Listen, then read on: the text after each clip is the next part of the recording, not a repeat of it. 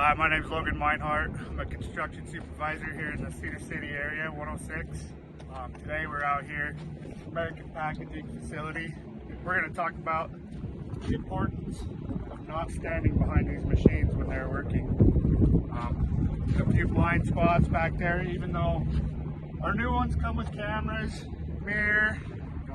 Our operators are really good about keeping the lens clean, cleaning their windows. But still, there's blind spots back there. Most of your work is going on up there anyway, so there's really no reason to be back there.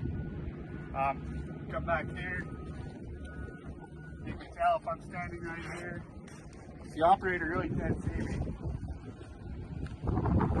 So there's our camera. He made sure the lens was clean.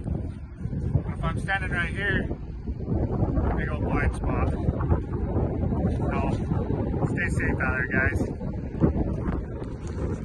Now we're going to show you the view from the inside of the cab with the camera and your mirror. So with the mirror, that's about what you get. You can barely see Logan right there in that blind spot. The camera, you get him right there when he's out. So let's be safe out there, guys.